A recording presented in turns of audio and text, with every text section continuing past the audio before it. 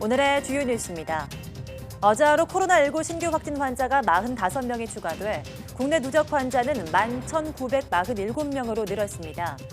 지역 발생자가 40명인데 대부분 수도권 거주자들입니다. 사망자는 추가되지 않아 누적 사망자는 276명이 유지됐습니다. 삼성전자 수원사업장에서 청소 업무를 하는 아내와 버스 기사인 남편이 동시에 확진 판정을 받아 연구동이 폐쇄되고 직원 1,200여 명이 재택근무에 들어가 있습니다. 서울 양천구 탁구클럽을 방문한 뒤 확진 판정을 받은 아들에게서 감염된 것으로 보입니다. 기아자동차 소아리 공장 직원과 가족 1명도 확진돼 공장 가동이 중단됐습니다. 미 국립알레르기 전염병 연구소는 코로나19 백신 시판 전에 마지막 검증 단계인 3.3 임상시험이 다음 달부터 시작될 것이라고 밝혔습니다. 이런 추세라면 이르면 올해 말 백신의 대량 생산이 가능할 것이란 전망이 나오고 있습니다.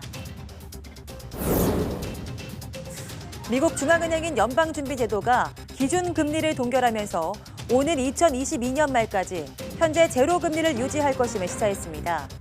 파월 연준 의장은 경제활동 회복은 코로나19 억제 여부에 달려있고 현재로선 경제 회복 속도가 매우 불확실하다고 설명했습니다.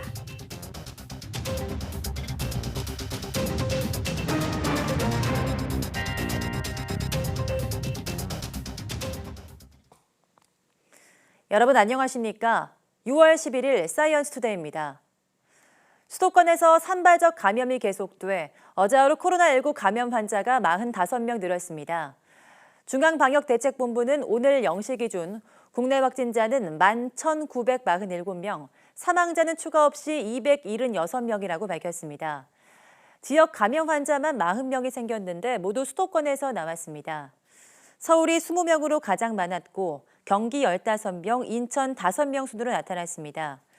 국내 입국자 검역에서 2명이 확진됐고 이를 포함한 신규 해외 유입은 5명으로 확인됐습니다. 해외 유입 환자도 서울과 인천, 경기에서 각각 1명씩 수도권에서만 확인됐습니다. 완치 환자는 43명 늘어 격리 해제 누적은 1,654명에 달합니다. 이달 들어 수도권 중심 발생과 고령자 집단 감염이 늘면서 정부가 우려를 나타냈습니다.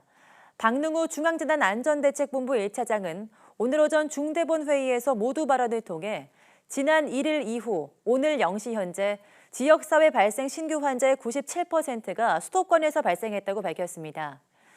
소규모 종교 모임과 무등록 방문 판매 업소, 탁구장 등이 주요 고리가 되고 있는데 이를 통해 60대 이상 고령층의 집단 감염이 이어지고 있고 자칫 심각한 결과로 이어질 수 있어서 우려되는 상황이라고 설명했습니다. 고령자 집단 감염은 무등록 방문 판매 업소를 통한 경우가 많은데 오늘 0시 현재 리치웨이발 확진 총 106건 중 83건으로 69%나 됩니다. 기아자동차 광명 소아리 공장 직원과 가족 1명이 코로나19로 확진돼 공장 가동이 중단됐습니다. 경기도 광명시는 광명 5동에 사는 기아자동차 직원 50대 남성 A씨가 전날 서울 고대 구로병원에서 검사를 받고 코로나19로 확진됐다고 밝혔습니다. 함께 사는 A씨 20대 아들도 광명시 보건소에서 검사를 받은 뒤 확진됐고 A씨 부인과 아들 1명은 음성 판정을 받았습니다. 광명시는 A씨와 밀접 접촉한 것으로 확인된 기아자동차 직원 65명에 대한 검사를 한 뒤 결과를 기다리고 있고 기아자동차 소아리 공장은 오늘 하루 휴무한 뒤 상황에 따라 휴무 연장 여부를 결정할 것으로 보입니다. 등교 수업 이후 수도권을 중심으로 확진자가 잇따르면서 학교 현장의 불안감은 여전한데요. 특히 여러 지역 학생들이 오가며 머무는 기숙사는 방역 사각지대로 지적되고 있습니다. 교육당국과 지자체가 이에 대해서 선제 검사에 돌입했습니다. 김지환 기자입니다. 고등학교 운동장 옆에 차려진 도보이동형 선별진료소. 기숙사에서 나온 학생들이 차례로 검사를 받습니다. 학생들 서로 조금만 거리세요. 이 학교는 확진자와 관련 없는 곳이지만 선별진료소가 마련됐습니다. 등교 수업 이후 산발적 감염이 잇따르자 서울시가 중고등학교 기숙사를 대상으로 선제검사에 나선 겁니다. 서울시는 기숙사가 있는 59개 학교, 학생과 교직원 6,800여 명을 대상으로 전수조사를 하고 있습니다. 이 학교 기숙사에 있는 115명은 모두 일본, 캐나다 등에서 온 외국인 학생들입니다. 등교 수업이 시작된 뒤 방역에 빈틈이 생길까 속을 태웠던 학교는 선제 검사로 그나마 한시름 덜었습니다. 기숙사는 같이 모여 살게 되니까 걱정이 되죠. 마스크 착용하는 거, 손 씻기, 교실과 마찬가지로 소독을 정기적으로 실시하고 있습니다. 경기도에 있는 또 다른 고등학교 역시 보건소와 협의해 진단검사에 나섰습니다. 등교 수업 이후 학생들이 여러 지역에서 모이는 만큼 선제 대응에 나선 겁니다. 취합검사법이 동원됐습니다. 여러 사람의 검체를 섞어 하나로 만들어 진단한 뒤 양성이 나오면 해당 그룹만 다시 검사하는 방법으로 많은 인원을 빠르게 검사할 수 있습니다. 결과 나올 때까지는 시간도 많이 걸리고 비용도 많이 들어가고 5명 한 건으로 이렇게 검사를 하는 방식입니다. 음성이 나왔다. 그러면 그 지역은 다 음성으로 보는 거고. 그래도 걱정은 남아 있습니다. 격주제 등교를 시행하는 학교는 기숙사에도 학생들이 주마다 번갈아 입소하는데 현재로는 비용 때문에 매주 검사하기는 어렵기 때문입니다. 따라서 학교들은 학생 단체 검사를 주기적으로 할 수 있도록 지자체와 교육당국의 지원 방안이 필요하다고 호소합니다. YTN 김지환입니다. 때이른 무더위 속에 야외 선별진료소에서 근무하는 의료진은 방호복 속의 사우나와 다름없다고 고충을 토로합니다. 수도권 집단 감염이 산발적으로 이어지면서 업무량도 급증해 그야말로 전쟁을 치르고 있습니다. 정현우 기자가 의료진을 직접 만나봤습니다. 폭염주의보가 내려진 한낮. 두꺼운 방호복을 입은 의료진들이 선별진료소를 찾아온 시민들을 검사장으로 안내합니다. 끊임없이 이어지는 진단검사에 의료진 이마에 맺힌 땀방울이 마를 틈이 없습니다. 엄청 덥거든요. 진짜 숨이 턱턱 막혀요. 저희도 보통 옷 입으면 2시간 반씩 이렇게 서고 있어요. 더위 먹는 직원들도 있고. 야외에 차려진 선별진료소에서 열을 식혀줄 수 있는 건 선풍기와 얼음팩뿐. 그마저도 두꺼운 방호복 때문에 소용이 없습니다. 레벨 D 방호복 내부 온도를 직접 재보니 37.6도. 1인용 사우나와 다름없습니다. 4시간 동안 이렇게 대치하다 보면은 땀이 많이 나서 탈수 증상처럼 물 한 모금도 마실 수 없는 상태가 되니까 그게 참 불편하고 안타깝습니다. 이 선별진료소에는 의사 2명과 간호사 5명이 일하는데 양천구 탁구장에서 지난 4일 집단 감염이 발생한 이후로는 하루 평균 100건이 넘는 진단검사를 처리합니다. 지난달보다 2배 가까이 늘어난 수치입니다. 때 맞춰 찾아온 더위가 야속하게 느껴집니다.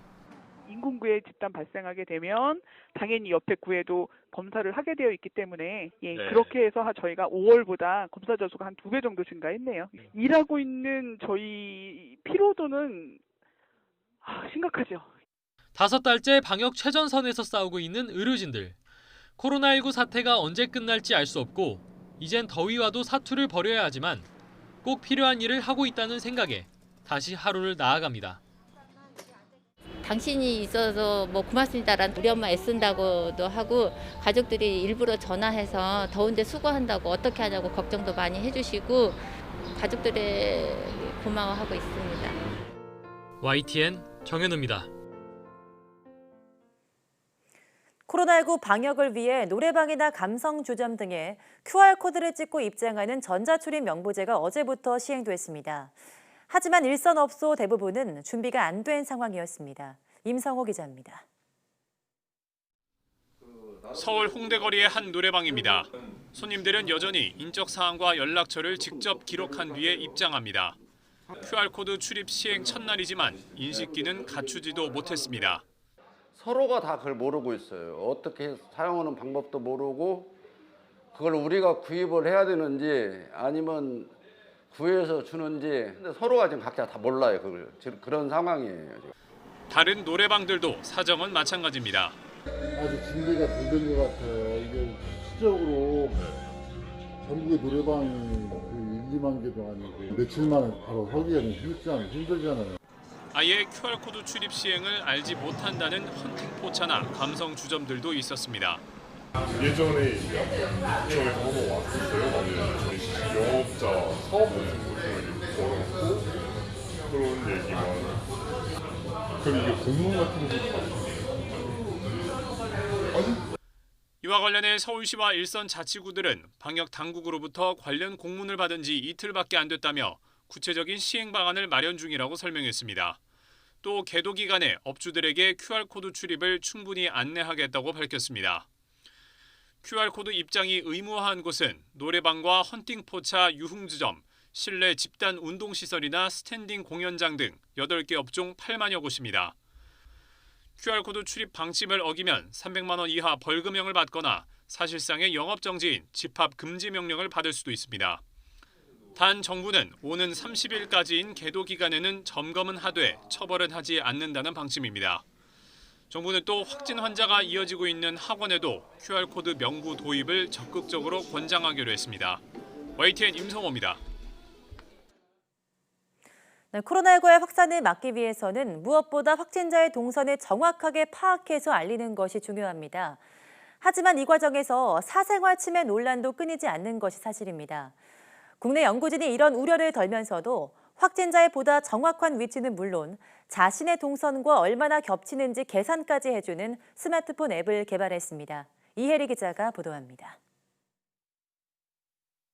한 지자체가 공개한 코로나19 확진자의 동선입니다. 확진자가 몇 시 몇 분에 어디를 다녀갔는지 한눈에 알 수 있습니다. 때문에 확진자의 동선 공개는 항상 사생활 침해 논란을 불러왔고 확진자가 들른 가게는 뜻하지 않게 큰 피해를 입기도 했습니다. 국내 연구진이 이런 우려를 덜 수 있는 스마트폰 애플리케이션을 개발했습니다. 확진자의 동선과 자신의 동선이 겹치는지, 겹친다면 얼마나 오랜 시간 동안 가까이 있었는지를 점수로 표현해 보여줍니다. 만약 확진자와 2, 3m 가까운 거리에서 20분 이상 머물렀다면 100점 만점에 50점이 부여되고 밀접도가 높아질수록 점수는 계속 올라갑니다. 확진자가 다녀간 곳의 상호명을 일일이 공개하지 않아도 시민 누구나 자신이 접촉자인지 아닌지를 알 수 있습니다. 0점부터 100점까지의 점수로 확진자가 동선이 얼마나 겹쳤는지 그리고 자신이 감염 위험도가 어느 정도인지를 나타내게 되는데 이제 이 숫자만 봐도 자신이 얼마나 위험한지 직관적으로 알 수 있다는 게. 이 앱은 확진자와 개개인의 이동 경로 확인을 위해 스마트폰의 GPS와 와이파이, 블루투스 등의 신호를 이용했습니다. 여러 신호를 복합적으로 활용한 덕분에 건물 내부에서의 동선까지도 정밀하게 파악할 수 있습니다. 감염병에 노출되는 경우는 실내에서 주로 일어납니다. 근데 실내에서 일어나는 상황은 저희가 와이파이나 블루투스 또는 관성 센서 신호를 사용을 하면 훨씬 더 정확하고 빠르게 저희가 판단할 수 있습니다. 1분마다 저장되는 위치 신호는 2주 후면 자동 폐기돼 개인정보 유출 우려도 크게 줄였습니다. 연구팀은 개발 앱의 시범 서비스를 거쳐 현장에서 실제 활용될 수 있도록 방역당국과 협의에 나설 예정입니다. YTN 사이언스 이혜리입니다. 경제협력개발기구 OECD가 올해 우리나라 성장률 전망치를 크게 낮췄습니다. 최악의 경우엔 마이너스 2.5%가 될 거라며 통화와 재정의 완화적 기조를 유지하라고 조언했습니다. 김평정 기자입니다. 경제협력개발기구 OECD는 올해 우리나라의 경제가 역성장할 것으로 전망했습니다. 코로나19의 재확산 여부에 따라 두 가지 전망치를 제시했는데 방역에 성공해 재확산을 막으면 마이너스 1.2%, 재확산이 일어나면 마이너스 2.5%가 될 것이라고 밝혔습니다. 2.0% 플러스 성장을 예상했던 지난 3월의 전망치를 크게 낮춰 한국도 결국 역성장을 피할 수 없을 것으로 내다본 겁니다. 다만 한국이 효율적인 방역 조치로 다른 나라보다는 경기가 상대적으로 덜 위축될 거라며 성장률 전망치를 하향 조정한 폭도 다른 회원국보다는 작다고 OECD는 설명했습니다. 그러면서 OECD는 앞으로 정부가 추가로 소득 지원할 때는 저소득층을 중심으로 하는 것이 좋다고 조언했습니다. 또 세 차례에 걸친 추경에도 여력이 남아있다고 평가해 추가 재정 조치도 고려하고 통화 정책도 완화적으로 유지하라고 권했습니다. 중소기업의 세정 지원을 연장하고 위기가 계속되면 기업의 구조 조정도 필요하다고 언급했습니다. 올해 글로벌 성장률은 코로나19 재확산이 없으면 마이너스 6.0%, 재확산이 일어나면 마이너스 7.6%로 전망됐습니다. OECD는 현재 세계 경제가 1930년대 대공황 이후 가장 심각한 침체를 거치고 있다며 팬데믹 여파로 저성장이 고착화될 가능성도 있다고 우려했습니다. YTN 김평정입니다.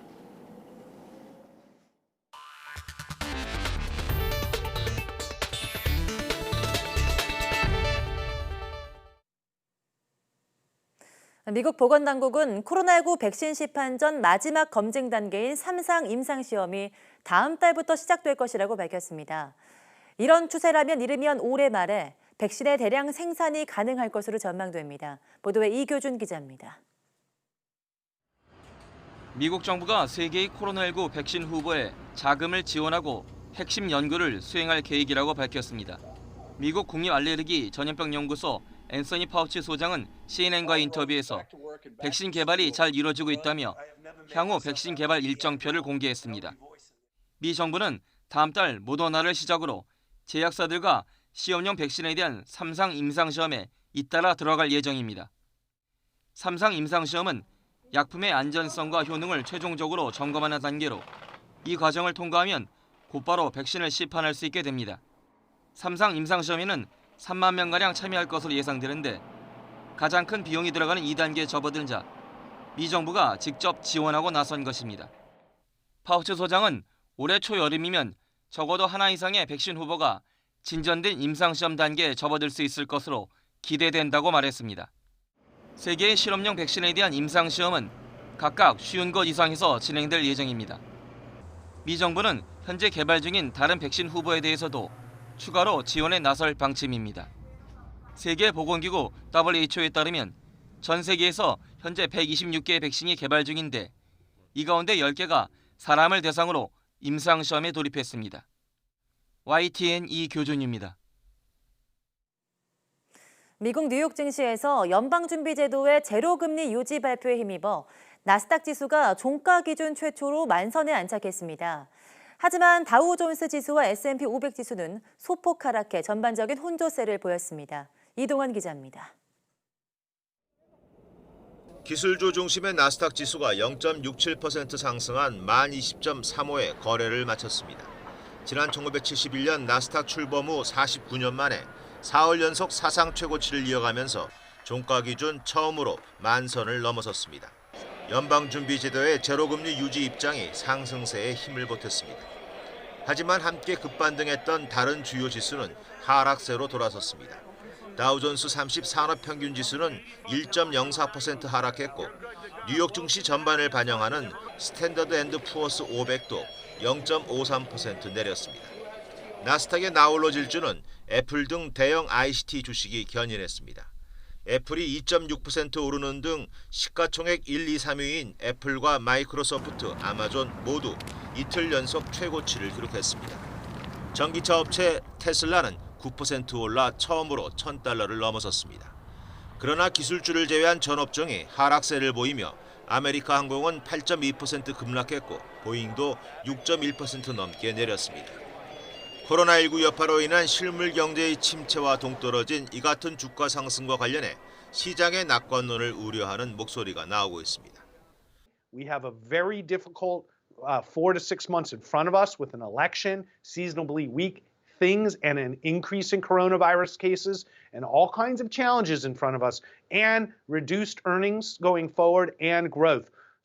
코로나19 사태로 비대면 바람이 불면서 나스닥 기술주의 매출이 늘 것이란 전망과 함께 IT 거품에 대한 우려도 커지고 있습니다. YTN 이동원입니다. 미국 중앙은행인 연방준비제도가 오는 2022년 말까지 현재 제로금리를 유지할 것임을 시사했습니다. 제롬 파월 의장은 미국 경제 회복 속도가 매우 불확실하다며 코로나19 억제 성공 여부에 달려있다고 말했습니다. 워싱턴 강태욱 특파원의 보도입니다. 미국 연준이 연방공개시장위원회 정례회의에서 기준금리를 기존 0에서 0.25%로 동결했습니다. 코로나19로 인한 지속적인 공중보건 위기가 경제활동과 고용, 물가를 단기적으로 강하게 압박하고 중기적으로도 상당한 리스크라고 설명했습니다. 그러면서 모든 범위의 정책 수단을 동원하겠다며 유동성 공급 확대 등 적극적 정책 의지를 재확인했습니다. 파월 의장은 경제활동 회복 속도가 매우 불확실하며 코로나19 억제에 달려있다고 말했습니다. The extent of the downturn and the pace of recovery remain extraordinarily uncertain and will depend in large part on our success in containing the virus. 연준은 또 올해 미국 경제 성장률이 마이너스 6.5%, 내년은 플러스 5%를 기록할 것으로 전망했습니다. 올해 실업률은 9.3%를 예상했습니다. 연준은 별도로 공개한 점도표에서 오는 2022년까지 제로금리가 유지될 것임을 시사했습니다. 앞으로 2년여 동안 완전한 경제 회복이 쉽지 않다고 본 겁니다. But a full recovery is unlikely to occur until people are confident that it is safe to re-engage in a broad range of activities. 지난 8일 최대 확산 도시 뉴욕시가 1단계 정상화에 들어가는 등 미국 전역에서 경제활동 재개가 이뤄지고 있습니다. 하지만 실상은 절반을 넘는 주에서 여전히 감염자가 줄지 않는 등 완전한 회복까지는 갈 길이 먼 것으로 나타났습니다. 워싱턴에서 YTN 강태욱입니다. 유럽연합 EU 집행위원회가 다음 달 1일부터 역외 국가에서 오는 여행객들에게 국경을 다시 열도록 회원국에 권고할 것이라고 AFP 통신이 보도했습니다. EU의 대외 정책을 총괄하는 호세프 보렐 EU 외교안보대표는 현지 시간 10일 코로나19 확산을 막고자 취한 제한을 완화하는 것은 각 회원국이 결정할 사안이지만 집행위는 점진적이고 부분적인 해제를 제한하겠다고 밝혔습니다. EU 27개 회원국 정상들은 지난 3월 17일 집행위 제한에 따라 30일간 제3국 국민의 필수적이지 않은 EU 입국을 막는 여행 금지 조치 도입에 합의했고, 이어 EU 집행위는 이를 오는 15일까지 연장할 것을 요청했습니다. EU는 최근 이와 관련해 회원국 내무장관들이 제3국 국민의 비필수적인 EU 여행 제한을 점진적으로 완화하는 데 있어 단합된 접근이 필요하다는 데 합의했다면서 이는 7월 1일 이전에는 이루어지지 않을 예정이라고 밝힌 적이 있습니다. 코로나19 확산 피해와 관련해 이탈리아 총리가 검찰 조사를 받기도 했습니다. 북부 롬바르디아주 베르가모 지방검찰은 현지 시각 10일 주세페 콘테 총리와 로베르트 스페란차 보건장관, 루치아나 라모르게세 내무장관 등을 대상으로 정부의 방역 실패 경위를 조사한다고 안사통신이 보도했습니다. 콘테 총리 등은 모두 참고인 신분인 것으로 알려졌으며 조사는 이들의 집무실이 있는 로마에서 이뤄집니다. 검찰은 베르가모와 주변 지역에 대한 봉쇄 조처가 지연된 경위를 파악하는 데 집중될 것으로 전해졌습니다. 현지 전문가들 사이에선 코로나19 첫 확진자가 보고된 지난 2월 21일 이후 정부가 베르가모 지역에 대한 이동 금지 명령을 조정하면서 인명피해를 키웠다는 지적이 제기돼 왔습니다.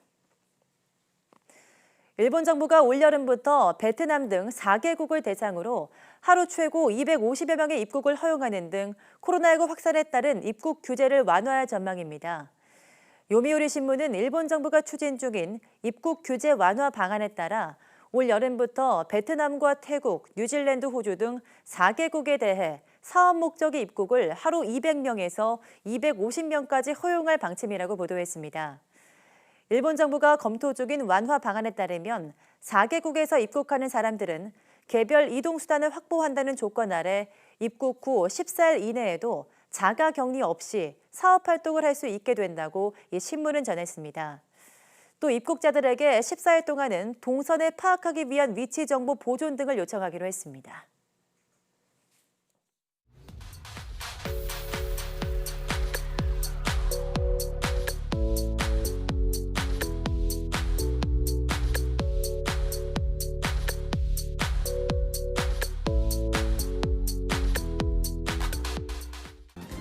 거의 모든 노인들이 씹고 삼키고 소화시키는 데 어려움을 겪는 섭식장애를 겪고 있습니다. 때문에 노인들의 소화와 영양을 함께 고려한 고령 친화식품이 대안으로 주목받고 있습니다. 오늘로 사이언스 투데이 과학의 달인에서 자세한 이야기 나눠보겠습니다. 함께해 주신 여러분 고맙습니다.